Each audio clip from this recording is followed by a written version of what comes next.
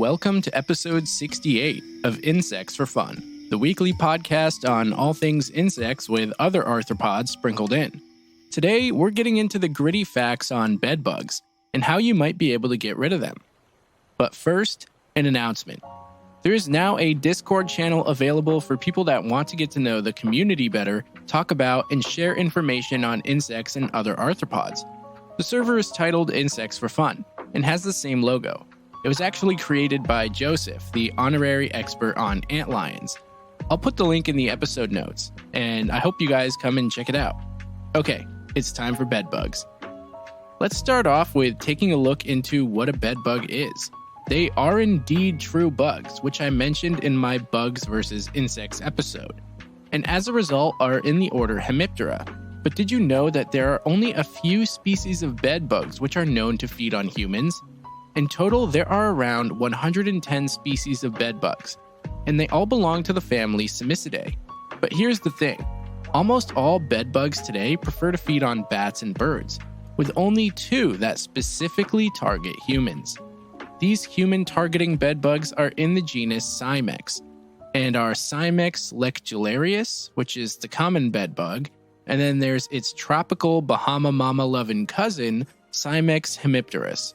Both of these are incredibly small, reaching a maximum length of around 7 millimeters, but they are both notorious for being difficult to get rid of, once you have an infestation, that is. But we'll get into all that fun stuff later. First, I just want people to get familiar with their appearance, life cycle, and habits, along with their distributions. These tiny dudes can be found throughout the world, which means no one is safe from them unless they live in Antarctica. But even that's a possibility if you brought them along in your linens or clothing. The bugs go through a semi-complete life cycle, which is par for the course when talking about true bugs, and molt through 5 stages. A great description would be to compare them to apple seeds. Bedbugs actually change shape depending on whether or not they've fed recently, and a bedbug full of blood will have an elongated appearance and be a deeper brown with reddish hues. A bedbug which hasn't been fed will be more circular and flat. Pictures will of course be available on these socials. As for their life cycles, bedbugs need a blood meal in order to molt into their next instar, and the process can take between 5 and 8 days, depending on factors like room temperature and when the last meal was.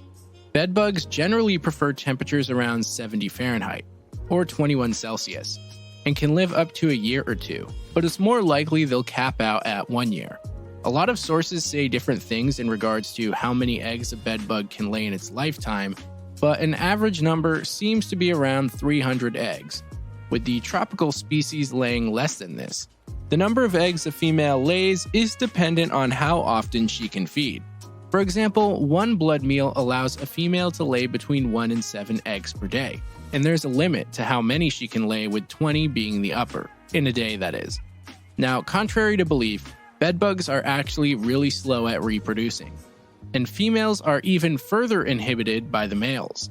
Yep, you heard that right. Males actually make life harder for the females. Oh, really? When a male reproduces with a female, he actually has to make a wound. He literally stabs her in the side, and then the sperm finds its way to the ovaries. This kind of reproduction is called traumatic insemination because, it's freaking traumatic is what it is. But one female can get this special treatment by multiple males, and every time this happens, she has to heal from the wound, and as a result spends time away from the food and lays less eggs. It's been proven that a female bedbug which has only mated once can lay 25% more eggs than females who have been mated multiple times. But here's the deal.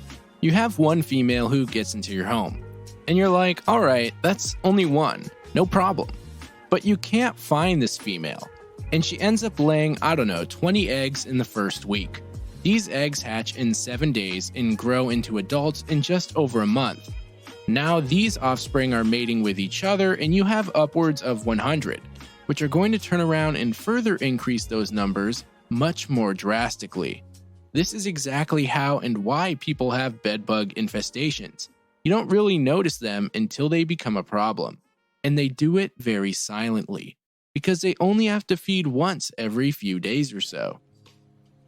Now, speaking of feeding, Did you know that bedbugs actually have two piercing tubes which they use to feed? One is for sucking blood, and the other is for adding an anticoagulant and anesthetic, making the process painless and easier for the bug to drink blood. In most cases, you start itching or feeling the bites at a later date, and the bites are usually small red dots in a group. The reason they're grouped can be from multiple bugs feeding together or from one bug who bit you repeatedly trying to find the right spot. You'll be happy to know though that bedbugs are not associated with the transmission of blood-borne diseases. You'd think they would be because they're known to carry many different kinds of pathogens and bacteria. It's currently believed that bedbugs have some kind of neutralizing agent, which prevents their spread after being consumed. And fortunately for us, this has been proven to be the case time and time again, with no known reports of diseases caused directly by bedbug feeding. Some people say that they can spread Chagas disease through their feces, but again, this isn't directly from a bedbug bite. And I'm not sure how factual that information is because other scientific sources tell me it's simply a rumor. The reality is bedbugs could theoretically transmit and spread a lot of things, but they just don't. What they do spread is fear, insomnia caused by fear, and skin conditions if you're sensitive to their bites. Now let's get into the history of bedbugs, because it's not like they're only now becoming a problem. The fact is, bedbugs have been around for a long time, like hundreds of millions of years kind of long.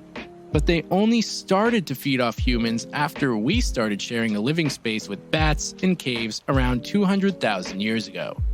The origin of human feeding bedbugs is believed to have started in the Middle East, and then as humans began to travel more and more, they spread through all the continents. They've actually had a variety of names over the years through all the places they've been introduced, like chinches de cama in Spanish, which means bugs of the bed, and chorus from Greece, which means bite. In North America, they have had and still have a variety of names, like bed louse, wallpaper flounder, wall lice, night rider, mahogany flat, and more. There was no early Native American word for them though, because the bugs didn't show their faces until the continent got colonized by Europeans. Interestingly, in Europe, they were just referred to as bugs, which seems a bit odd to me personally, but hey, like I mentioned in my bugs versus insects episode, the word bug originates from Europe and is connected to something unpleasant or annoying. Nowadays, bed bugs just seem to be making headlines all over the world, especially now that travel has opened up again post-pandemic.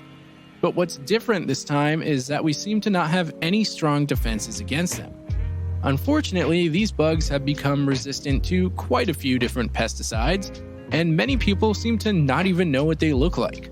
The number of unironic bedbug posts on Reddit asking for an identification is baffling to me, especially when there seems to be so much fear around them.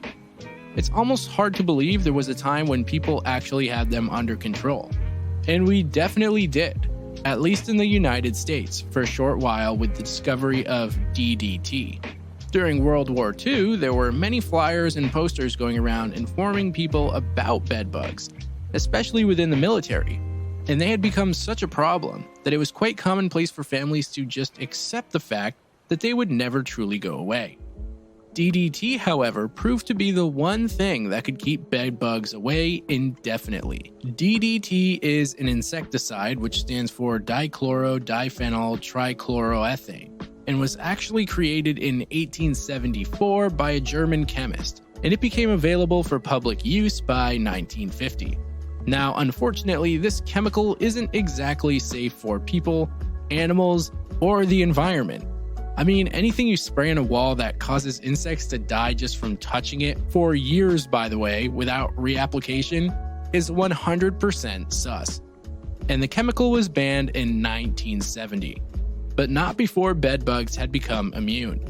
So here we are, in the modern age with superbugs that just don't know when to quit. Now, is there anything you can do to really save yourself or your family? The answer is yeah. There are definitely things you can do to save yourself and your home, but none of them are easy. The reality is, once you have a bedbug infestation, you need to get a professional in there to clear your home. which can take a little time. Currently, the best method for removing them would be to kill them with heat. Exterminators will often do a heat treatment to your entire house or apartment, along with other methods like special insecticides. But again, many insecticides these days aren't very effective due to built-up resistance from overuse, which is why sometimes exterminators will also use a cold treatment by using frozen carbon dioxide. Heat treatments are by far the best option though, because bedbugs can tolerate cold better than heat, especially when the bugs are deep in crevices. It's a misconception that bedbugs live purely in and around your bed, because they can be found pretty much anywhere that offers suitable living conditions, which even include the insides of electrical outlets and the cracks and joints of drawers on dressers. They could even be in the floorboards or your curtains, which is why getting someone to roast your home is in fact the best method. Now, there are DIY methods like steam guns and diatomaceous earth, but these are more or less spot treatments, which work great if your problem is on the minor side. But my thought would be, how do you know if it's really minor or not? I guess that's something only time can tell. Now let's talk about what you can do to protect yourself from ever bringing them into your home in the first place. For starters, if you live in a multi-home complex, you'll want to make sure that you don't have space between the floor and the door leading outside your living quarters. It's a good idea in general to fill any cracks you have in baseboards or on your bed frame, along with floorboards, etc. Another thing to do is keep your clothing and sheets in plastic bags when using a shared laundry space.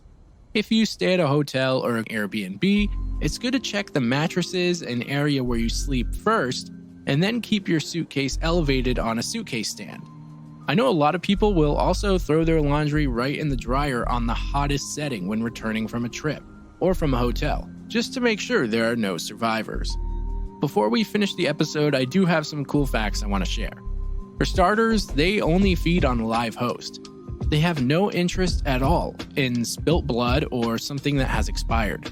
Another fact is that bedbugs are attracted to elevated beds, but are unable to climb smooth surfaces like metal and plastic. They're actually small plastic dishes that you can place bed frames on to prevent them from crawling up, and these are called bedbug blockers. But you wouldn't need those unless your bed frame is wooden. Now, the last interesting thing I have for you is that there are actually canine units trained to sniff out bedbugs. Bedbugs have a certain smell to them, and trained dogs are able to locate buildings that have bedbugs, which can really help narrow down which places need to be treated and which don't. And with that, this wraps up today's episode on bedbugs. I hope you guys learned something and that you're maybe now more prepared than you were yesterday. As always, please make sure to rate and review the show on Apple, iTunes, Spotify, wherever you listen. And if you want to further support the show, you can find it on patreon.com/insectsforfun, where you can get bonus episodes, vlogs, early access to episodes, and more. Links to everything will be available in the show notes. And you'll hear from me again next week.